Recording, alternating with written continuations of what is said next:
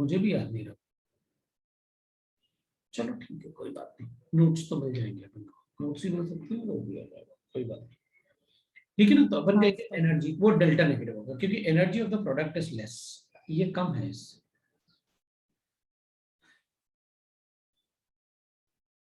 Energy of the product is less than energy of the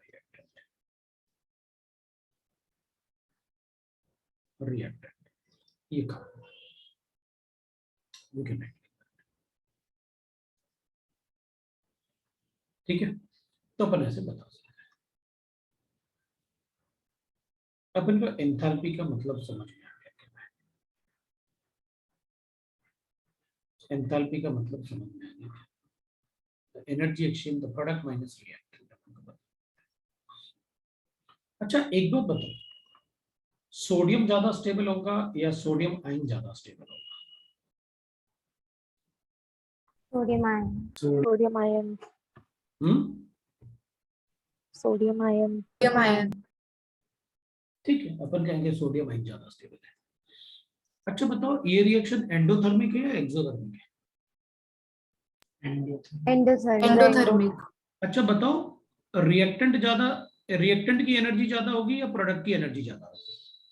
sir product product की ज्यादा होती है। Product की एनर्जी ज्यादा होगी ना। अच्छा बताओ, हाँ, जिसकी सर। एनर्जी ज्यादा होती है वो ज्यादा अनस्टेबल होता है या जिसकी एनर्जी कम होती है वो ज्यादा अनस्टेबल होता है? सर जिसकी एनर्जी ज्यादा कम होती है वो ज्यादा स्टेबल होता है। हाँ ठीक है, वो भी तो ये कह रहे थे कि जिसकी एनर्जी ज्यादा होती है वो कम कम स्टेबल होता है और वो हाँ unstable। ठीक है, तो फिर बताओ दोनों में से एनर्जी किसकी ज्यादा होगी, प्रोडक्ट की या रिएक्टेंट की?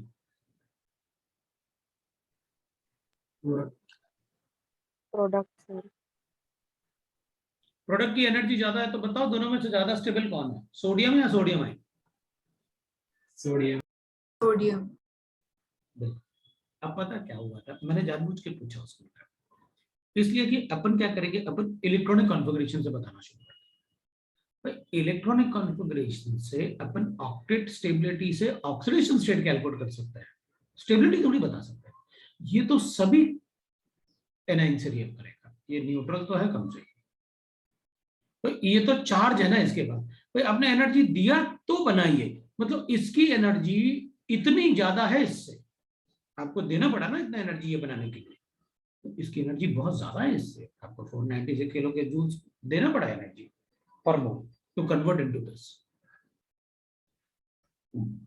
इसलिए अपन कहेंगे कि आयंस देख के ये नहीं बताना कि ये आयन है तो ये ज्यादा स्टेबल होगा electronic configuration, no no, stability तो अपन एनर्जी से चेक करेंगे। ये जो एनर्जी लिखा ना आपने, ये वाला एनर्जी, इस एनर्जी को अपन कहते हैं सिंपल वर्ड्स में हीट ऑफ रिएक्शन। तो ये वो एनर्जी जो रिएक्शन में अपन ने दिया, या मतलब जो रिएक्शन में दिया अपन ने, that is called heat of reaction.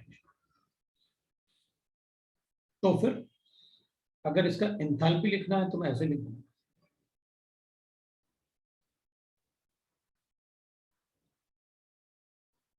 ये इसका एंथैल्पी है। तो फिर आपने किया क्या, आपने सीधा एंथैल्पी तो लिख दिया। हाँ तो इसलिए ना कि इसकी एनर्जी ज्यादा थी इससे, मतलब प्रोडक्ट की एनर्जी ज्यादा है इससे, उसी डिफरेंस को तो 496 लिखा मैंने यहाँ पर, उसी डिफरेंस को तो 496 लिखा मैंने। भाई इसकी एनर्जी कितनी ज्यादा है इसके कंपैरिजन में, कितनी, तभी तो ऐड करके दोनों तरफ बराबर करना पड़ा। इसकी एनर्जी ज्यादा थी इतनी इससे, तभी तो अपन ने ऐड कर दिया, तो अब दोनों तरफ बराबर हो गए। मेरे ख्याल से अपन को समझ में आ गया अपन को क्या करना है। इलेक्ट्रॉनिक कॉन्फ़िगरेशन देख के अपन कंफ्यूज नहीं हो गया। ठीक है, एंथैल्पी लिखो, मुझे कोई प्रॉब्लम नहीं। अगर एक्सोथर्मिक रिएक्शन होगा तो नेगेटिव साइन होगा, राइट, वो मैं आपको लिख के बताऊंगा किसी भी एक्सोथर्मिक रिएक्शन में। अभी अपन ने ये सीख लिया कि एनर्जी, क्योंकि आयनाइजेशन में तो इलेक्ट्रॉन हटाना है शेल से, और इलेक्ट्रॉन हटाने के लिए अपन को हमेशा एनर्जी देनी पड़ेगी। अब ये वैल्यूज अपन को याद नहीं रखनी होती है, ये तो वैल्यूज मैंने सिर्फ इसलिए लिखा था कि अपन थोड़ा कैलकुलेशन सीख लें और बाकी चीजें, बाकी वैल्यूज अपन को याद नहीं रखनी है। मैं एक और एग्जांपल लेता हूँ। सपोज मेरे पास एल्यूमिनियम है, गैस स्टेट, इससे मैं एक इलेक्ट्रॉन हटाऊंगा एनर्जी देके, ये इसकी आयनाइजेशन एनर्जी है, ये इसकी आयनाइजेशन एनर्जी, ये इसकी आयनाइजेशन। तो एनर्जी देके इससे इलेक्ट्रॉन हटाऊंगा तो मुझे मिलेगा Al+1 प्लस इलेक्ट्रॉन, एक इलेक्ट्रॉन हटाया मैंने।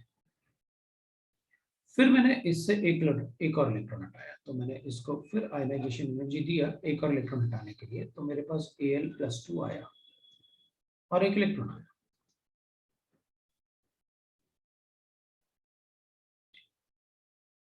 तो इसको मैं बोल देता हूं कि फर्स्ट इलेक्ट्रॉन को निकालने के लिए कितना एनर्जी दिया और सेकंड इलेक्ट्रॉन को निकालने के लिए कितना एनर्जी दिया, वो सेकंड आयनाइजेशन एनर्जी हो गया।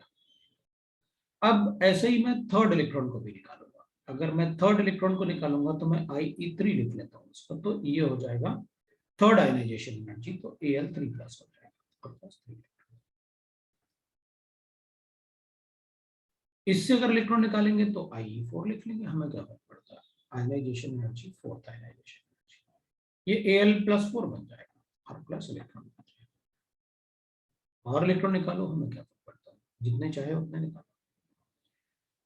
अपन कहेंगे इसमें इसका 13 प्रोटॉन होते हैं इसके पास और 13 इलेक्ट्रॉन, इसमें 13 प्रोटॉन होंगे और 12 इलेक्ट्रॉन्स होंगे। एक इलेक्ट्रॉन तो निकाल दिया ना, तो बचा हुआ इलेक्ट्रॉन 12 होगा। इसके अंदर 13 प्रोटॉन होंगे और 11 इलेक्ट्रॉन्स होंगे, क्योंकि आपने ये तो एक और इलेक्ट्रॉन निकाल दिया, पहले 13 थे, यहाँ तक 2 निकल गए इलेक्ट्रॉन, एक ये और एक ये। यहाँ फिर अपन इलेक्ट्रॉन निकालेंगे तो ये 13 प्रोटॉन है और अब इसके पास 10 इलेक्ट्रॉन्स है, और इसके पास 13 प्रोटॉन है और 9 इलेक्ट्रॉन है। तो अपन कहेंगे सर एक बात बताओ, एल्यूमिनियम का एटॉमिक नंबर 13 होता है, Al का एटॉमिक नंबर 13 होता है और इलेक्ट्रॉनिक कॉन्फ़िगरेशन उसका 2, 8 और 3 होता है। तो वैलेंस इलेक्ट्रॉन तो 3 ही है, लेकिन आप और 4 इलेक्ट्रॉन निकाल दिए, 5 इलेक्ट्रॉन ऐसे निकाल सकते हैं क्या? हाँ बिल्कुल निकाल सकते, तो सारे इलेक्ट्रॉन निकाल दो, क्या फर्क पड़ता है, अपन ने पढ़ा ना बोर थ्योरी के लिए। हाइड्रोजन एटम में 1 इलेक्ट्रॉन है, हीलियम है तो 1 पॉजिटिव चार्ज, लिथियम है तो 2 पॉजिटिव चार्ज, बर्लियम है तो 3 पॉजिटिव चार्ज, पढ़ा ना अपन। सर मतलब बाकी शेल से भी निकाल सकते हैं? हाँ बिल्कुल निकाल सकते हैं, कोई प्रॉब्लम नहीं। लेकिन अपन एक बात कहेंगे, इसका वैल्यू कम होगा इससे, क्योंकि यहां पर अपन को जब इलेक्ट्रॉन निकालना था तो 13 प्रोटॉन 13 इलेक्ट्रॉन को अट्रैक्ट कर रहे थे, यहाँ पर 12 इलेक्ट्रॉन बचे हुए हैं और प्रोटॉन 13 है, तो ये इलेक्ट्रॉन ज्यादा अट्रैक्टेड होंगे, इससे इलेक्ट्रॉन निकालना मुश्किल होगा, तो ये वैल्यू बड़ा होगा, ये तो और भी बड़ा होना चाहिए।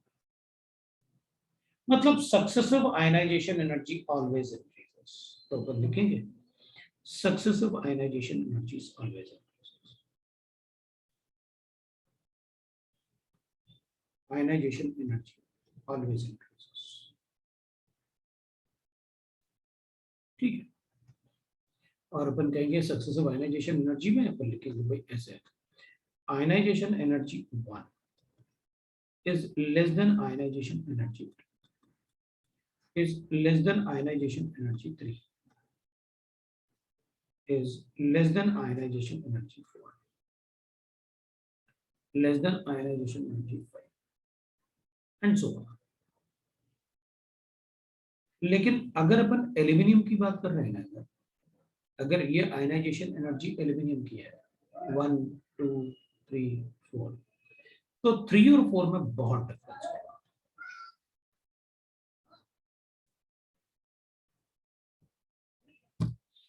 ऐसा क्यों? क्योंकि जब अपन वैलेंस इलेक्ट्रॉन हटाएंगे ना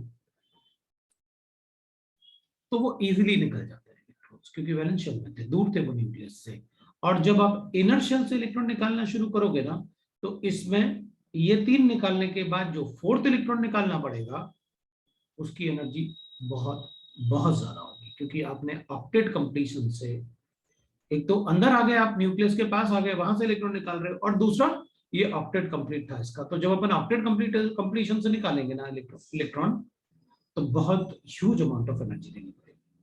मतलब 3rd और 4th में एटलीस्ट 4 to 5 टाइम्स का डिफरेंस तो होगा ही होगा, difference of 4 to 5 times.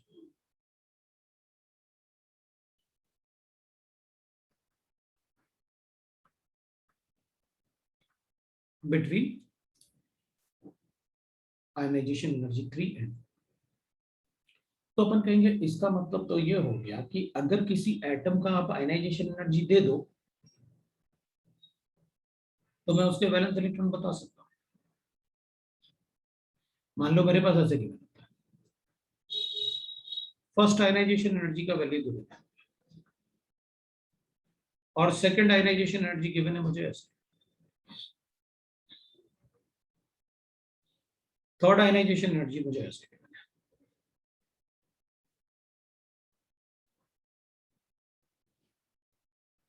Fourth ionization energy मुझे ऐसे गिवन है।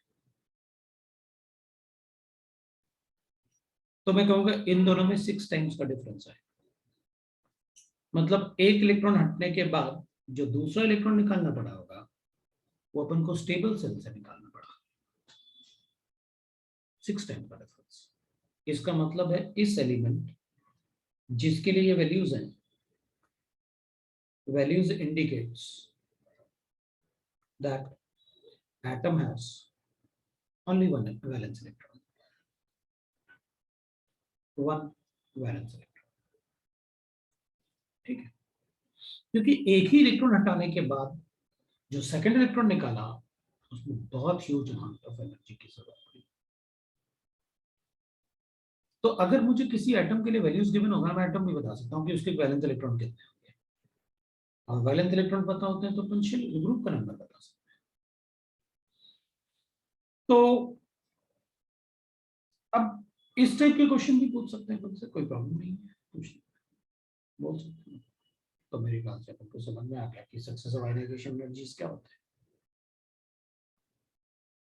और उनका इंपॉर्टेंस भी पता चल गया कि अगर वैल्यूज गिवन है तो अपन बता सकते हैं कि उस एटम के कितने वैलेंस इलेक्ट्रॉन थे।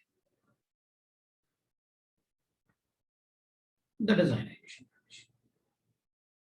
नेक्स्ट पेज पे चले। Yes sir. Yes. हाँ सर। चलो अब अपन देखते हैं factors affecting ionization energy.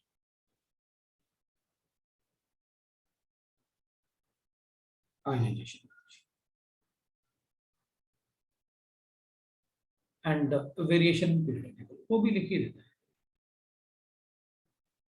In period table.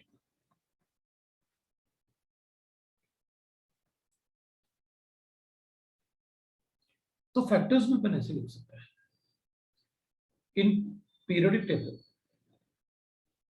ionization energy decreases from top to bottom because size increases.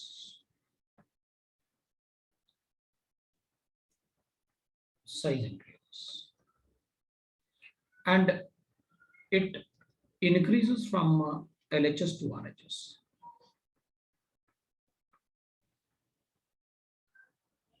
As Z effective increases. अपन इसको ऐसे बोल सकते हैं। और non metallic characteristics, metals easily दे देते हैं इलेक्ट्रॉन बट नॉन मेटल्स नहीं देते हैं कैरेक्टरिस्टिक्स।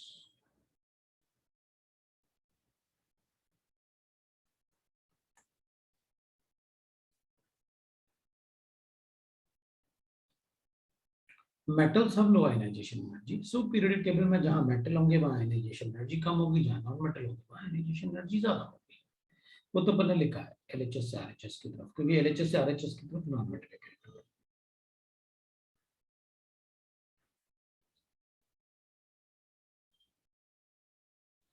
सो अपन एक बार इलेक्ट्रॉनिक कॉन्फ़िगरेशन को देखते हैं। इलेक्ट्रॉनिक कॉन्फ़िगरेशन की बात करेंगे ना तो अपन कहेंगे fully filled orbitals are more stable. Orbital is more stable than half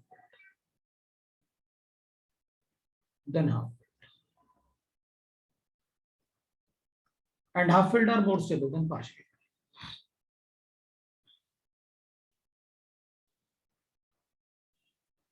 Half filled are more stable than partially. You know that. अभी अपन एक ग्रुप की बात करते हैं ना अपन, या एक पीरियड की बात करें और सेकंड पीरियड की। सेकंड पीरियड की तो सभी पीरियड में अपन वैसे लिख सकते हैं। सेकंड पीरियड में मैं लिखूंगा तो लिथियम हो गया, beryllium, boron, carbon, nitrogen, oxygen, fluorine, neon. noble gases have maximum ionization energy in a group. Noble gases in a period has maximum ionization energy. तो किसी भी पीरियड में नोबल गैस का मैक्सिमम बताना। अब अपन चेक करते हैं इनको, एक बार इलेक्ट्रॉनिक कॉन्फ़िगरेशन लिखते हैं। 2s1, 2s2, 2s2p1, 2s2p2, 2s2p3, 2s2p4 and 2s2p5। इसको तो बताने की भी जरूरत नहीं, 2s2p6 फुली फिल्ड ऑर्बिटल। तो आयनाइजेशन एनर्जी मैक्सिमम लिखा अपन ने, बाकी अपन को ये कंपैरिजन होना चाहिए। ये तो इसका कोई कंपैरिजन नहीं क्योंकि वो तो फुली फिल्ड है, इसलिए अपन को कोई प्रॉब्लम। अब अपन देखते हैं कि कैसे अपन को आयनाइजेशन एनर्जी लिखना है। अपन कहेंगे देखो इसमें हाफ फिल्ड पी ऑर्बिटल है और यहाँ पर फुली फिल्ड एस है, फुली फिल्ड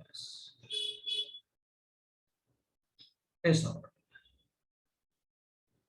ये हाफ फिल्ड पी ऑर्बिटल। ठीक है, तो अपन कहेंगे भाई ये तो मैक्सिमम हो गया, इसको तो छोड़ ही देंगे, सभी ग्रुप में आपने लिखा है एज मैक्सिमम, नो एक्सेप्शन है। सभी पीरियड में लास्ट एलिमेंट जो होगा उसका मैक्सिमम आयनाइजेशन एनर्जी है, नोबल गैस। तो फिर इनमें वेरिएशन कैसे लिखूंगा? ये पार्शियली फिल्ड है, ये हाफ फिल्ड है, पार्शियली फिल्ड है, फुली फिल्ड है, और ये पार्शियली हाफ फिल्ड हो गया, like that we can write. अब आपने यहां पर लिखा है कि LHS से RHS की तरफ it increases from LHS to RHS because Z effective बढ़ेगा ना, क्योंकि इसमें प्रोटॉन तो बढ़ते हैं ना न्यूक्लियस में, तो electron should be attracted to the nucleus, so it is more ionization energies. तो अपन ऐसे लिखेंगे,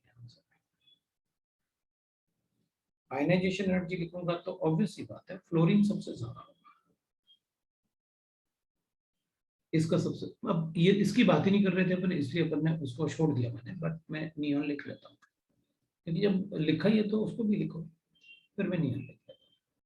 नियॉन के बाद फ्लोरीन लिख लूंगा, तो अपन कहेंगे ये फुली फिल्ड है लेकिन ये तो हाफ फिल्ड है, तो हाफ फिल्ड को नहीं आना चाहिए, तो अपन कहेंगे आना चाहिए, लेकिन ये हाफ फिल्ड जो होगा या फुली फिल्ड जो होगा ना एस ऑर्बिटल, वो सिर्फ आयनाइजेशन एनर्जी अफेक्ट कर सकते हैं किसमें? नेबर्स में। ये दोनों नेबर्स हैं भाई। अपन कहेंगे देख आयनाइजेशन एनर्जी यहां से यहां इंक्रीज होता है, तो इसका ज्यादा होना चाहिए था इससे, लेकिन इसका ज्यादा होगा इससे क्योंकि ये हाफ फिल्ड है। मतलब अगर कोई ऑर्डर में चेंज आ सकता है तो वो नेबर्स में आ सकता है। ऐसे ही fluorine is not a neighbour of nitrogen, neighbour मतलब जो साइड में रहता है, तो अपन को पता है what do you mean by neighbours, है ना? तो अपन को पता है what do you mean by neighbours. तो अपन कहेंगे अच्छा, तो अब ऑक्सीजन तो नेबर है इसका, तो लिखो ना फ्लोरीन, नाइट्रोजन को लिखो, फिर ऑक्सीजन, फिर कार्बन तो इसका नेबर था, हाँ तो हमें क्या फर्क पड़ता है, इसका तो वैसे भी अपन ज्यादा ही लिख रहे हैं कार्बन से, नाइट्रोजन का तो ज्यादा ही लिख रहे हैं कार्बन से, वो तो रहेगी। मतलब लेफ्ट हैंड साइड वाले नेबर पे कोई फर्क नहीं पड़ेगा, राइट हैंड साइड वाले में नेबर चेंज हो जाएगा। ये हाफ फिल्ड है और ये पार्शियली फिल्ड है, तो ये ज्यादा स्टेबल होगा इससे, तो ये भी तो पार्शियली फिल्ड है, तो अपन ने कहा ना नेबर्स में ही चेंज होता है, नेक्स्ट नेबर में चेंज नहीं होता। तो इसके बाद मैं लिखूंगा कार्बन। अब ये दोनों नेबर आ गए, तो फिर बेरिलियम लिखो, फिर बोरॉन लिखो, और फिर लिखो, ये लगाया।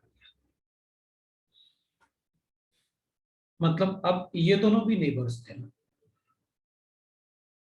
ये दोनों भी नेबर्स थे, ये दोनों भी नेबर्स थे, इसलिए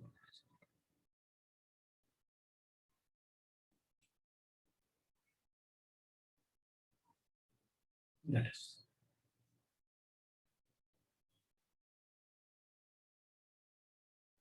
right. So we can say that this electronic configuration पे कैसे डिपेंड करेगा। फिर अपन लिखेंगे that is the attraction of electron in a shell, of electron in a shell।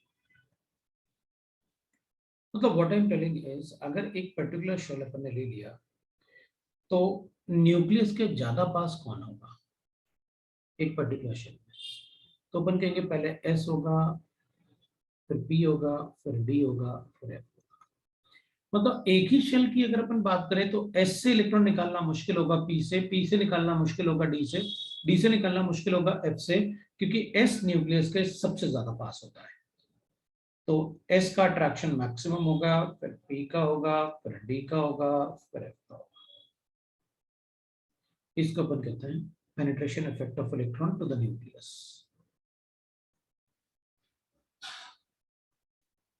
Effect of electron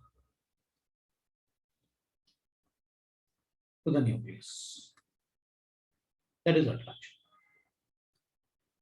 तो अपन कहेंगे ठीक है भाई, we'll write that penetration effect of electron to the nucleus.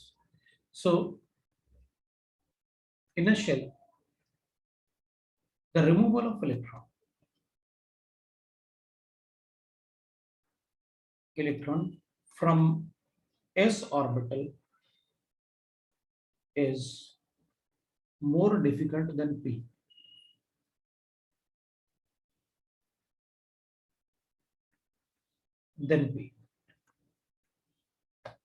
और P से मुश्किल होगा D के कंपैरिजन, D में मुश्किल होगा F के comparison, because they are away from the nucleus. तो इसको अपन कहते हैं पेनिट्रेशन।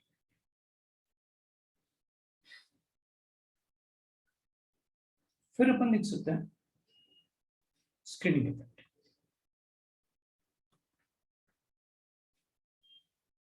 एंड Z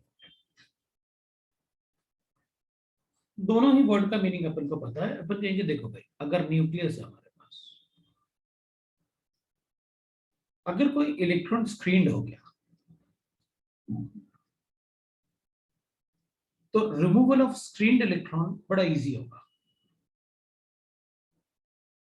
तो अगर कोई इलेक्ट्रॉन स्क्रीन्ड है न्यूक्लियस से तो उसका आयनाइजेशन एनर्जी कम होगा।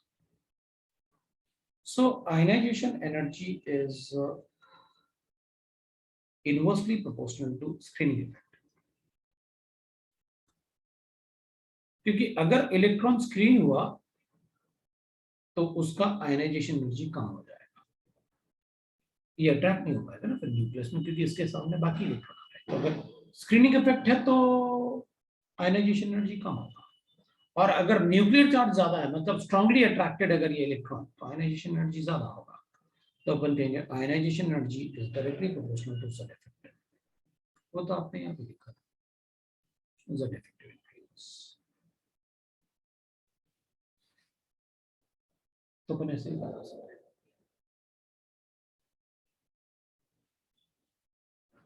ठीक है, अब अपन नेक्स्ट पेज पे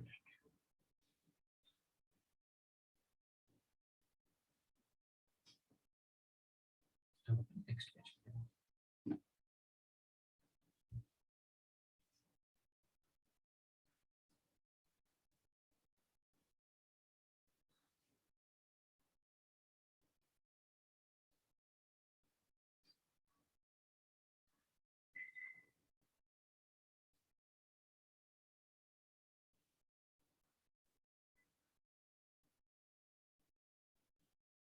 ठीक है, नेक्स्ट पेज की बात।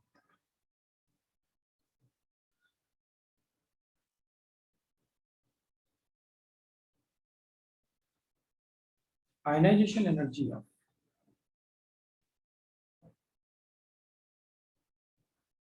अपन ऐसे लिखते हैं,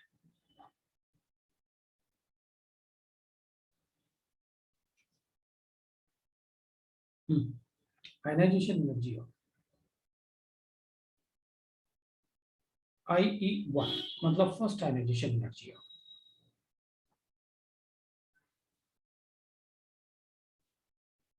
potassium is less than calcium, but second ionization energy of IE2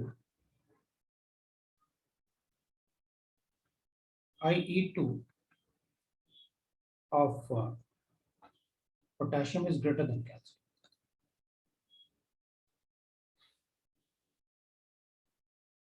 अपन कुछ एग्जांपल लिख रहे हैं, तो अपन कहेंगे सर आप एक बार देख लो इलेक्ट्रॉनिक कॉन्फ़िगरेशन पोटेशियम और कैल्शियम का। पोटेशियम का electronic configuration is 3p6 4s1 और calcium is 3p6 4s2। Obviously बात है, यहाँ पेयर्ड है, यहाँ अनपेयर्ड है, यहाँ फुल्ड है, हाफ फुल्ड है, इससे इलेक्ट्रॉन निकालना मुश्किल होगा इससे। और अगर पोटेशियम सेकेंड आयनाइजेशन एनर्जी मतलब अब ये पोटेशियम पॉजिटिव हो जाएगा और कैल्शियम भी पॉजिटिव रहेगा, मतलब अब आप ऐसे लिखोगे 3p6 से इलेक्ट्रॉन निकालना इजी होगा या 3p6 4s1 से इलेक्ट्रॉन निकालना इजी होगा? ऑब्वियसली बात है 3p6 से निकालना मुश्किल होगा क्योंकि ये तो फुली फिल्ड है, इससे निकालना इजी होगा क्योंकि ये हाफ फिल्ड है और वो भी 4s, ज्यादा होना ही चाहिए। Similarly first ionization energy of copper is less than zinc, but second ionization sir ये जो आपने प्लस लिखे हो तो वो आयन बन गया है क्या? और क्या भाई, एक सेकेंड हाँ, करोगे तो दूसरा इलेक्ट्रॉन निकालना है ना फिर। हाँ सर, हाँ। अपन तो हटा देंगे ना इसको, मतलब अपन से तो पूछा गया कि सेकंड बताओ किसका ज्यादा होगा, ठीक है ना। Of copper is greater than zinc, again भी आप इलेक्ट्रॉनिक कॉन्फ़िगरेशन लिखेंगे। अपन को पता है कॉपर का इलेक्ट्रॉनिक कॉन्फ़िगरेशन क्या होता है, 29 में Ar 3d10 4s1 और जिंक Ar 3d10 4s2। इससे इलेक्ट्रॉन निकालना मुश्किल होगा इसके कंपैरिजन में, ये फुली फिल्ड है, ये हाफ फिल्ड है। लिखा ना, जिंक से इलेक्ट्रॉन निकालना मुश्किल है, ये 3d10 होता है 4s1 होता है, ये 3d10 होगा 4s2 होगा, तो इससे इलेक्ट्रॉन निकालना मुश्किल है। अब जब अपन सेकंड की बात करेंगे तो इधर 3d10 से इलेक्ट्रॉन निकालना है, 4s तो 0 हो गया सेकंड के लिए, और इसमें 3d10 है और 4s1, तो ऑब्वियसली बात है इससे इलेक्ट्रॉन निकालना ज्यादा आसान होगा रादर देन d10 से, तो इसकी आयनाइजेशन एनर्जी ज्यादा होगी इससे, ठीक है ना। तो अपन 6 की बात करते हैं, 6 क्या एग्जांपल, नेक्स्ट एग्जांपल ले लेंगे, इस टाइप से क्वेश्चन पूछेंगे अपन से।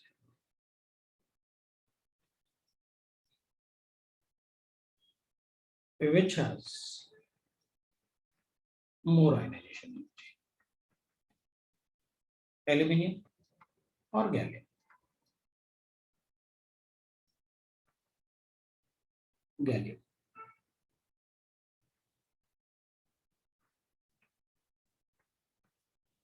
तो अपन कहेंगे पहले ग्रुप देख लेते हैं, किस ग्रुप में ये बोरॉन, एल्यूमिनियम, गैलियम, इंडियम और थैलियम ये होता है। So down the group. तो Decrease होगी. ionization energy decreases from top to bottom,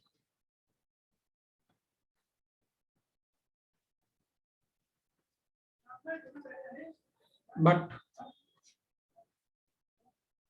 यहां पर इसकी आयनाइजेशन एनर्जी कम है, इससे इसकी आयनाइजेशन एनर्जी ज्यादा है।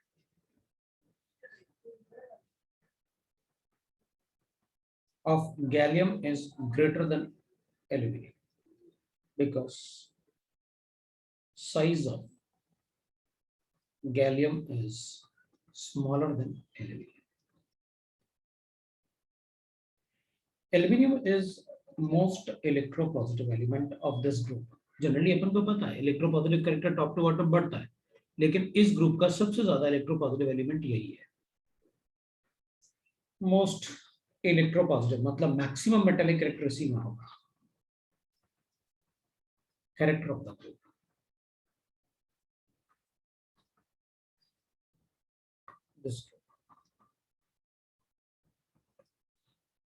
इसलिए पीरियोडिक टेबल में आपको याद होगा जब अपन ने वेरी फर्स्ट क्लास पढ़ा था ना, तो अपन ने जो पार्ट को सर्किल कर रखा था ना, उस पार्ट में मैंने आपसे हमेशा कहा था कि आप उस पार्ट पे ध्यान देना।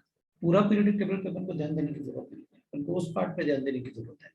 भाई अगर कोई ऐसे पूछेगा फर्स्ट और सेकंड ये, तो अपन खुद ही इलेक्ट्रॉनिक कॉन्फ़िगरेशन लिखेंगे कि भाई ऑब्वियसली बात है, सर ने बता रखा है कि इलेक्ट्रॉनिक कॉन्फ़िगरेशन से चेक करो। अगर कोई कंपैरिजन पूछे तो इस पार्ट में एक्सेप्शंस है, एक ही जो होता है वो बता दिया मैंने। भाई जितने क्वेश्चन अपन तो पूछ सकते हैं वो बता तो रहा हूं। This is about the ionization. Mains में भी इसी से क्वेश्चंस आएंगे और स्कूल में भी अपन से इसी टाइप के क्वेश्चन पूछेंगे। This is ionization. Next we will write that electron affinity. अब अपन लिखेंगे electron affinity, the third periodic properties. Electron affinity. अब अफिनिटी का मतलब है कि भाई आप इलेक्ट्रॉन ऐड करोगे, एटम की इलेक्ट्रॉन लेने का tendency, that is called electron affinity.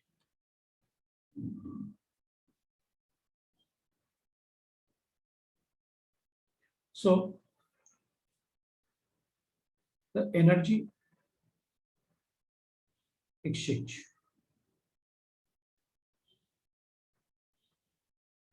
when an electron is added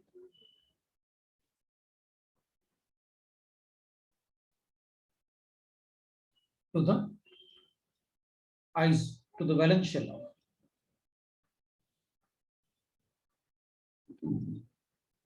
isolated gaseous atom,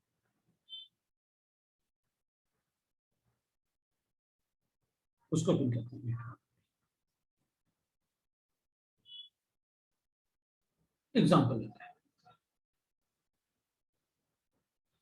अगर मेरे पास Cl given है, this is isolated. Non-metals have more tendency to gain electrons. That's why we are taking non-metal as example. इसको electron देता तो I'll get that Cl minus, anion बन जाएगा। और it will be an exothermic process. इसमें around 349.5 मतलब 350 के आसपास किलो जूल्स पर मोल एनर्जी लिबरेट हो जाएगा। It's exothermic process. तो अगर मैं एंथैल्पी लिखूंगा इसमें डेल्टा एच, तो it will be minus 350 kilo joules per mole. अपन को पता है enthalpy is negative for exothermic reaction, होना भी चाहिए। इसकी एनर्जी कम है इससे, कितना, इतना, उसी को तो बोलते हैं एक्सोथर्मिक रिएक्शन। इधर एनर्जी लिबरेट हो रहा है। सर हर बार नेगेटिव रहती है फॉर एक्सोथर्मिक। अपन ने ऑलवेज लिखा, अपन ने ऑलवेज लिखा। हाँ सर, हाँ है ना, all chemical process.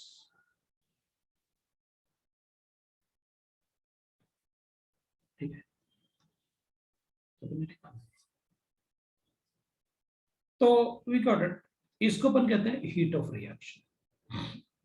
This is called enthalpy of reaction. Heat of reaction मतलब मैग्नीट्यूड, कितना एनर्जी एक्सचेंज, एंडोथर्मिक या एक्सोथर्मिक, मैग्नीट्यूड लिखना होता है।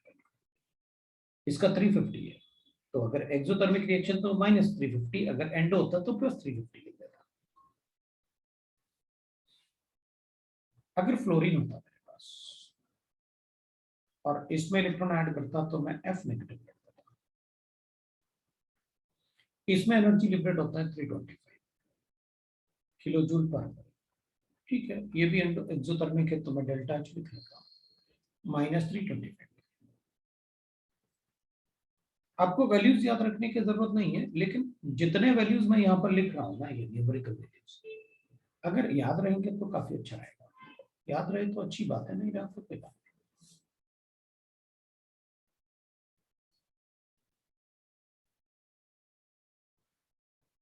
सी,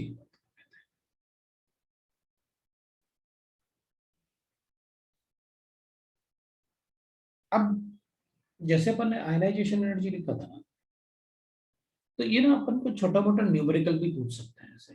कैसे न्यूमेरिकल्स? तो अपन कहेंगे देख भाई, 1 मोल के लिए इतना एनर्जी चाहिए, 1 मोल आयनाइज करने के लिए पर मोल है, तो बताओ 2 ग्राम सोडियम के लिए कितना चाहिए? तो 2/23 उसके मोल्स हो जाएंगे। तो अपन कहेंगे 1 मोल के लिए इतना चाहिए, तो 2 ग्राम के लिए मतलब 2/23 मोल्स के लिए कितना चाहिए? उस टाइप से छोटा मोटा न्यूमेरिकल भी पूछ सकते हैं। उस टाइप का छोटा मोटा कोई न्यूमेरिकल भी पूछ सकते हैं आपसे। ठीक है,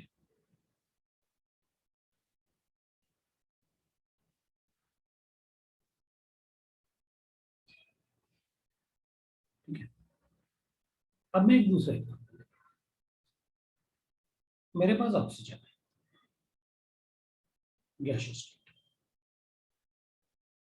इसमें इलेक्ट्रॉन ऐड करूंगा, I'll get oxygen minus gaseous state. Energy liberated in the reaction is 140 kilojoule per mole. ठीक है, मैं डेल्टा एच भी लिख सकता हूँ, -140 किलोजूल पर मोल।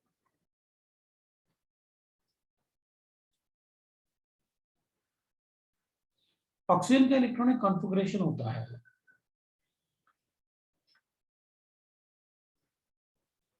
6 वैलेंस इलेक्ट्रॉन होता है, तो ऑक्सीजन माइनस लिखूंगा तो 9 हो जाएगा, it will B 2 and 7। Oxygen -2 लिखूंगा तो 10 हो जाएगा, इट विल बी 2 and 8। तो फिर अपन को एक और इलेक्ट्रॉन इसमें ऐड करना चाहिए। तो अगर मेरे पास oxygen negative and gaseous state है, उसमें एक और इलेक्ट्रॉन ऐड करता हूँ, तो ये O-2 आएगा और गैसियस स्टेट आएगा प्लस। अब इसमें जो एनर्जी होगा ना एक्सचेंज, वो होगा minus, that is around 740 kilojoule per mole. So delta H of reaction is plus 740 kilojoule per mole. अब यहाँ पर आपने नेगेटिव साइन लिखा है, मतलब इसको मुझे इस तरफ लिखना चाहिए एरो की। So it will B endothermic process. आपने डेल्टा एच पॉजिटिव भी लिखा है, इसका मतलब है दिस इज एंडोथर्मिक प्रोसेस। तो ओवरऑल जब अपन 2 इलेक्ट्रॉन ऐड करेंगे ऑक्सीजन में, तो कितनी एनर्जी एक्सचेंज हुई वो अपन चेक कर लेंगे, कोई प्रॉब्लम नहीं। जब अपन ने 2 इलेक्ट्रॉन ऐड किए ऑक्सीजन में, तो कितना एनर्जी एक्सचेंज लिबरेट हुआ चेक करेंगे ना। अपने पास ऑक्सीजन था गैसियस स्टेट में, इसमें 2 इलेक्ट्रॉन ऐड किए, तो I got the oxygen -2 in gaseous state. तो जो एनर्जी मेरे पास आया ना इसमें, तो इट इज -640 बच गया मेरे पास। तो डेल्टा एच इज +640 किलोजूल पर मोल, ये आ गया मेरे पास। अब अगर अपन चेक करेंगे तो अपन कहेंगे देखो सर, इसमें जो आपने लिखा हुआ है, इधर तो ये इसका इलेक्ट्रॉनिक कॉन्फ़िगरेशन 2,6 था और इधर इसका इलेक्ट्रॉनिक कॉन्फ़िगरेशन 2,7 हो गया था। इधर ये 2,7 था और इधर तो ये 2,8 हो गया, तो इसका तो ऑक्टेट कंप्लीट हो गया। इसमें पार्शियली फिल्ड था, ये फुली फिल्ड हो गया। फिर भी आपने कहा कि इसको इसमें कन्वर्ट करने के लिए बहुत ज्यादा एनर्जी यूज किया आपने, 740 किलो जूल्स पर। पता है ऐसा क्यों हुआ? क्योंकि इन दोनों में जो रिपल्शन था ना, ये नेगेटिव चार्ज और नेगेटिव चार्ज के रिपल्शन हो रहा था, यहाँ इन दोनों में रिपल्शन हो रहा था, इन दोनों में रिपल्शन हो रहा था। वो रिपल्शन की वजह से मुझे इसको इलेक्ट्रॉन को उसमें फोर्सफुली ऐड करना पड़ा।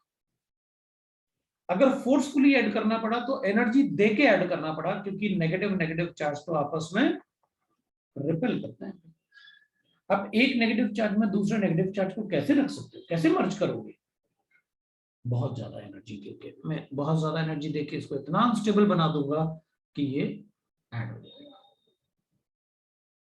ऑक्टेट तो कंप्लीट हो रहा था, लेकिन नेगेटिव चार्ज में मुझे नेगेटिव चार्ज को मर्ज करना था, इसलिए वो हाईली एंडोथर्मिक। इसका मतलब है जब भी अपन को एक से ज्यादा इलेक्ट्रॉन ऐड करना है तो successive addition of electron is highly endothermic reactions. ये बात अपन को हमेशा याद रखनी चाहिए।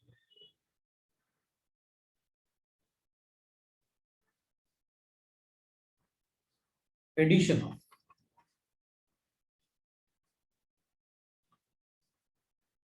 second, third electron in any ion is always highly endothermic. And we know that it is because of the repulsion between the negative charge. इसकी वजह से वो highly endothermic होगा। तो अपन कहेंगे अच्छा, अगर किसी में 3 इलेक्ट्रॉन ऐड करने हैं तो करो। मान लो मेरे पास एसिलिकॉन है, नाइट्रोजन है, 1 इलेक्ट्रॉन ऐड करता हूँ, नाइट्रोजन -1 है, नाइट्रोजन माइनस में एक और इलेक्ट्रॉन ऐड करता हूँ तो नाइट्रोजन -2 बनेगा, नाइट्रोजन -2 में एक और इलेक्ट्रॉन ऐड करता हूँ तो नाइट्रोजन -3 बनेगा। इसके लिए डेल्टा H1 होगा, इसके लिए डेल्टा H2 होगा, इसके लिए डेल्टा H3 होगा। अपन को पता है, इसके लिए तो मुझे कोई प्रॉब्लम नहीं है, मुझे बस ये सोचना है। तो एडिशन ऑफ 1 इलेक्ट्रॉन, इसमें जो एक इलेक्ट्रॉन ऐड किया था उस वो तो एक्सोथर्मिक था, दिस इज एक्सोथर्मिक रिएक्शन, ये एंडोथर्मिक रिएक्शन था and it is highly endothermic. अब प्रॉब्लम ये है ना कि नाइट्रोजन का फर्स्ट स्टेप भी एंडोथर्मिक होता है, इसलिए मैं उसको लिख नहीं पा रहा। अब पहले एक बात सुनो, अपन क्या करेंगे, इलेक्ट्रॉन अफिनिटी मींस, तो ये सेकंड थर्ड भूल जाओ, वो तो हमेशा एंडोथर्मिक होता है। जब अपन इलेक्ट्रॉन अफिनिटी की बात करेंगे ना, तो electron affinity means the energy exchange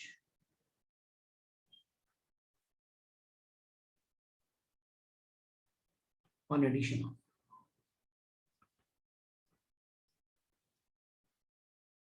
of one electron to the isolated gas state.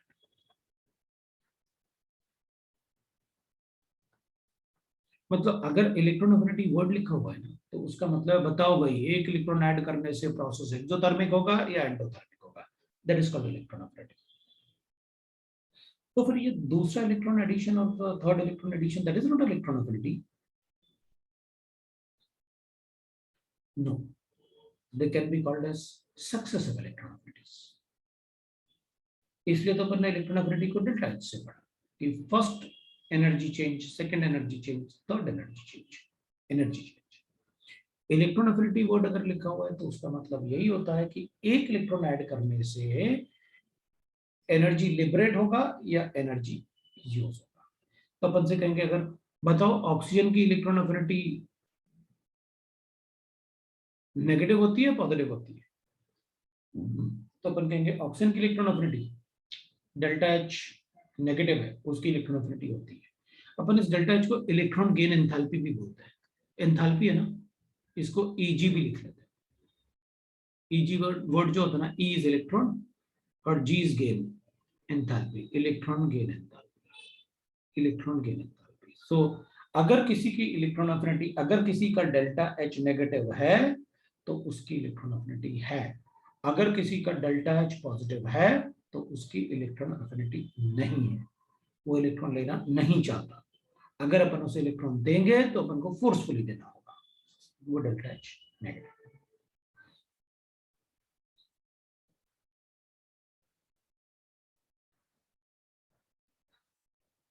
ठीक है, अब यहां पर अपन चेक करते हैं variation in the periodic table और डिस्कशन थोड़ा सा। Variation in periodic table and factors of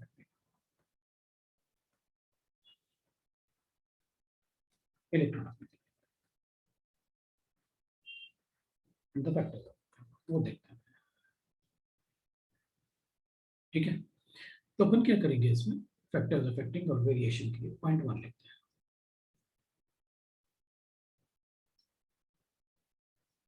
Non-metals have tendency to gain electrons.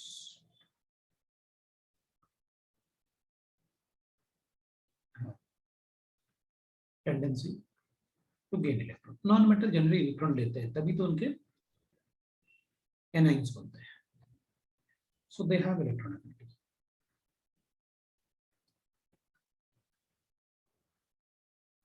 And metals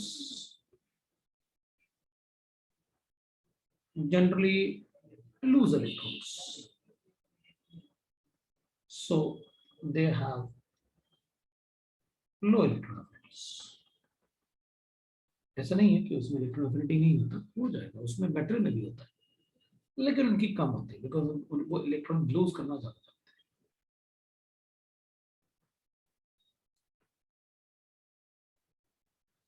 low electron affinity. अब ऐसा नहीं है कि मेटल इलेक्ट्रॉन नहीं लेते हैं, जैसे एग्जांपल लेते हैं, एक एग्जांपल लेते हैं, electron affinity of chlorine and fluorine. बताओ किसकी इलेक्ट्रॉन लेने की टेंडेंसी ज्यादा होगी, फ्लोरीन की या क्लोरीन की? फ्लोरीन।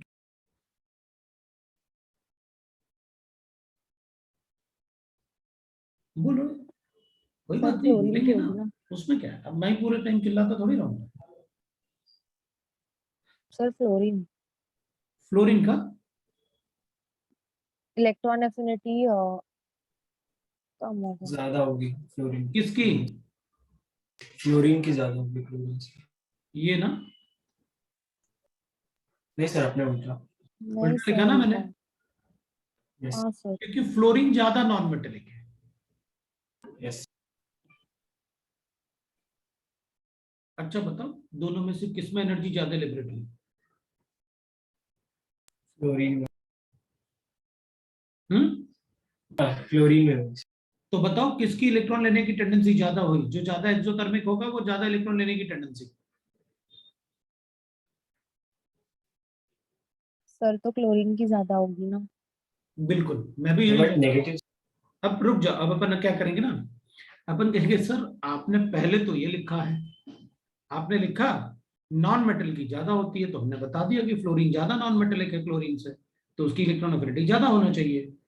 अब सिंस आपने कहा कि जो डाटा आप यूज करते हो वो एग्जैक्ट डाटा है, हाँ सर। तो फिर मैं उसके हिसाब से ये चूज कर लूंगा कि इसकी इलेक्ट्रॉन अफिनिटी ज्यादा है, क्लोरीन की ज्यादा है फ्लोरीन से, वो डाटा के हिसाब से, वरना तो मुझे नहीं पता था, वरना तो सर तो मतलब जब डेटा दिया रहेगा तो क्लोरीन की ज्यादा है, नहीं दिया रहेगा तो नहीं नहीं, क्लोरीन की। मैं तो आपको बता रहा हूं, अगर ऐसा लिखा होगा कहीं कि मैं इस पे इलेक्ट्रॉन ऐड करूंगा और ये ए नेगेटिव बनता है, एनर्जी लिबरेट होती है 200, और बी है इसमें इलेक्ट्रॉन देंगे और इस पे बी नेगेटिव बनता है और एनर्जी लिबरेट होती है 100, अच्छा एक ही इलेक्ट्रॉन अफिनिटी ज्यादा है, हाँ सर। हमें तो एक्सोथर्मिक से मतलब था। अभी भी क्लोरीन की ज्यादा होती है, मैं बताऊंगा, मैं कैसे, मैंने बताया ऐसे है ना, अपन देखते हैं कैसे। वो लिख के इसलिए मैंने जानबूझ के लिखा कि अपन को करना क्या है, तो अपन ने ये लिखा एग्जाम्पल, अपन ने लिखा एंड,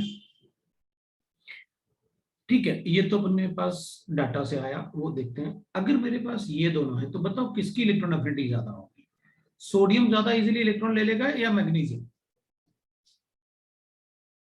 सर मैग्नीशियम।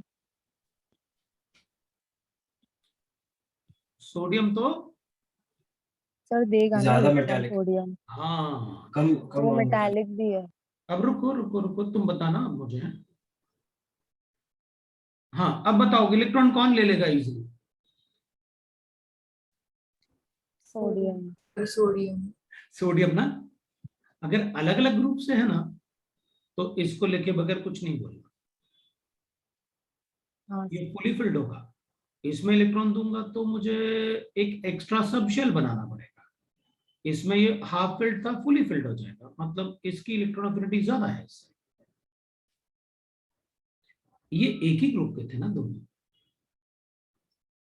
इसलिए अपन ने उसमें ज्यादा कुछ कहा नहीं, लेकिन उस पर भी आने वाले हैं, वो भी बताने वाला हूं मैं। इसलिए मैंने मना किया था कि डाटा वगैरह छोड़ो, अभी देखते हैं अपन क्या करना है, क्योंकि जो जो क्वेश्चन अपन से पूछेंगे ना, वो तो मैं आपको बताऊंगा ही बताऊंगा। सेकेंड पार्ट देख लेते हैं।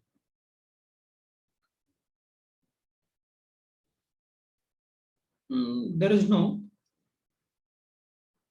or regular variation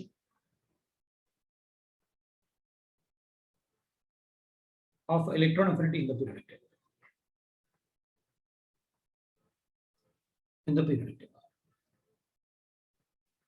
Periodic table में ज्यादा रेगुलर वेरिएशन नहीं है उसका इलेक्ट्रॉन एफिनिटी का। फॉर एग्जाम्पल, अगर अपन सेकेंड पीरियड ले रहे हैं और थर्ड पीरियड, सेकेंड पीरियड में अपन लिखते हैं कार्बन, नाइट्रोजन, ऑक्सीजन और फ्लोरीन, सिलिकॉन, फास्फोरस और सल्फर एंड क्लोरीन। अगर अपन इस ग्रुप को देखें ना पीरियोडिक टेबल में, तो अपन कहेंगे क्लोरीन का इलेक्ट्रॉन एफिनिटी फ्लोरीन से ज्यादा होता है, सल्फर का ऑक्सीजन से ज्यादा होता है, फास्फोरस का नाइट्रोजन से ज्यादा होता है और सिलिकॉन का कार्बन से ज्यादा होता है।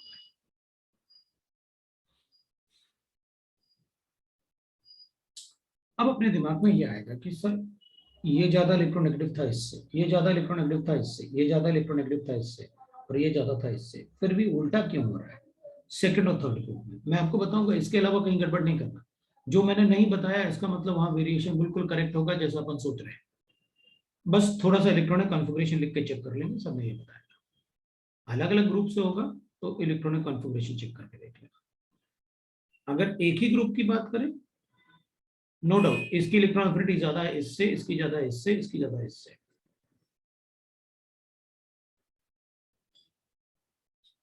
लेकिन अगर अपन को बताना है कि भाई अलग अलग ग्रुप से बोल रहे हैं ना, अभी तो अपन इन दोनों को एक सेम ग्रुप में कंपैरिजन, इसकी ज्यादा इससे, इसकी ज्यादा इससे, इसकी ज्यादा इससे, इसकी ज्यादा इससे, ऐसा क्यों? तो अपन कहेंगे पता, जैसे मान लो अपन क्लोरीन फ्लोरीन का एक्सप्लेनेशन देख लेते हैं, उसकी तो वैल्यूज भी पता है। अगर मेरे पास फ्लोरीन होगा ना, तो उसमें 9 प्रोटॉन होंगे और 9 प्रोटॉन 9 इलेक्ट्रॉन को अट्रैक्ट कर रहे होंगे। इधर 2 इलेक्ट्रॉन होंगे और इधर 7 इलेक्ट्रॉन होंगे, 7 इलेक्ट्रॉन, मतलब 7 electron on the surface area. और अगर क्लोरीन होगा तो उसमें 17 प्रोटॉन होंगे, इधर 2 इलेक्ट्रॉन है, इधर 8 इलेक्ट्रॉन है और इधर 7 इलेक्ट्रॉन है, इधर भी 7 इलेक्ट्रॉन है, 7 इलेक्ट्रॉन। सो अपन इसमें भी लिख लेते हैं भाई इलेक्ट्रॉन्स, इधर 2 इलेक्ट्रॉन्स है, 1 2 3 4 5 6 7 और फिर 7 इलेक्ट्रॉन, 1 2 3 4 5 6 7, इसमें भी 7 इलेक्ट्रॉन्स है। अभी पता, जब अपन को इलेक्ट्रॉन ऐड करना होता है ना, एडिशन ऑफ इलेक्ट्रॉन को एनाइन बनाना है, एनाइन को इलेक्ट्रॉन एफिनिटी, तो ये इलेक्ट्रॉन को अट्रैक्ट करता है और ये इलेक्ट्रॉन को रिपेल करता है। अगर रिपल्शन बड़ा होगा अट्रैक्शन से तो इलेक्ट्रॉन ऐड नहीं होगा, इट विल बी एंडोथर्मिक अगर ऐड करना है। अगर अट्रैक्शन बड़ा है रिपल्शन से तो एडिशन हो जाएगा। इसमें भी यही होगा, अगर मुझे इलेक्ट्रॉन को ऐड करना है तो ये इलेक्ट्रॉन को अट्रैक्ट कर रहा होगा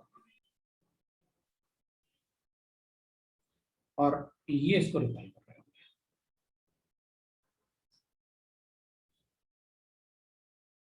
अट्रैक्शन बड़ा होगा रिपल्शन से तभी एक्सोथर्मिक है, अट्रैक्शन बड़ा होगा रिपल्शन से तभी ये भी एक्सोथर्मिक है। इसमें भी 7 इलेक्ट्रॉन है बैलेंस और इसमें भी 7 इलेक्ट्रॉन है balance. Due to small size of F, the electron density on surface is higher. So the repulsion between electron is slightly greater than F. इसका साइज छोटा होने की वजह से ये जो इलेक्ट्रॉन की डेंसिटी होगी ना सरफेस एरिया पे वो ज्यादा होगी, तो जो इनकमिंग इलेक्ट्रॉन है वो न्यूक्लियस को अच्छे से देख नहीं सकता और ये इलेक्ट्रॉन से रिपेल कर रहे हैं। तो डेंसिटी ऑफ इलेक्ट्रॉन ज्यादा होने की वजह से रिपल्शन थोड़ा ज्यादा होता है इसके कंपैरिजन में। दोनों में अट्रैक्शन ज्यादा है, इसमें attraction is greater than repulsion तभी तो एक्सोथर्मिक है, इसमें भी attraction is greater than repulsion तभी एक्सोथर्मिक है। लेकिन इसमें electron density on the surface is less, बड़ा साइज है ना, तो रिपल्शन थोड़ा कम होता है इसके कंपैरिजन। तो अपन कहेंगे सर साइज बड़ा होगा तो डिस्टेंस भी तो बढ़ जाएगा ना, हाँ तो प्रोटॉन भी तो बढ़े जेड इफेक्टिव, इसका जेड इफेक्टिव ज्यादा होगा, इसमें 17 प्रोटॉन अट्रैक्ट करेंगे, इसमें 9 प्रोटॉन अट्रैक्ट करेंगे, तो साइज बढ़ेगा तो नंबर ऑफ प्रोटॉन भी तो बढ़े अंदर। तो इनके छोटे साइज होने की वजह से इनमें इलेक्ट्रॉन डेंसिटी ज्यादा होती है, इसलिए उनके इलेक्ट्रॉन एफिनिटी कम होते हैं। फ्लोरीन का इलेक्ट्रॉन एफिनिटी कम होगा क्लोरीन से, ये सिर्फ सेकंड और थर्ड पीरियड में ही होता है, बाकी में नहीं होता।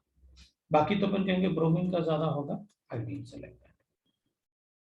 हाँ इसमें थोड़ा सा ज्यादा होता है, इसमें क्या होगा ऑक्सीजन जो होगा तो एकदम लास्ट में आ जाएगा, मतलब it will be selenium then tellurium और उसके बाद ऑक्सीजन आता है।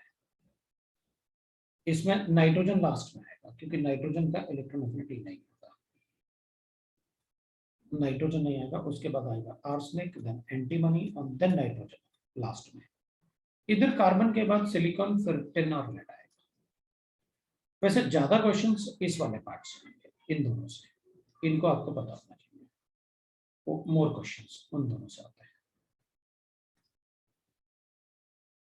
और नाइट्रोजन मैंने इसलिए लिखा लास्ट में, ये तो आपको याद रखना पड़ेगा, नाइट्रोजन इसलिए लिखा मैंने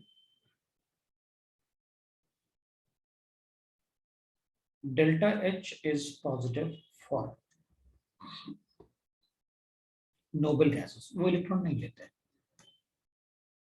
वो इलेक्ट्रॉन नहीं लेते। Alkaline earth metals alkaline earth metals में फुली फिल्ड होता है ना ऐसा ऑर्बिटल। एंड नाइट्रोजन ग्रुप नहीं, सिर्फ नाइट्रोजन का इलेक्ट्रॉन एफिनिटी पहले में अपन ने लिखा है यहाँ पर, नाइट्रोजन का पहला स्टेप ही एंडोथर्मिक है, and nitrogen they have delta H positive. Noble gases electron नहीं लेंगे, अल्कलाइन अर्थ मेटल इलेक्ट्रॉन नहीं लेंगे, अगर दोगे तो आपको एंडोथर्मिक मतलब एनर्जी दे के इलेक्ट्रॉन देना पड़ेगा।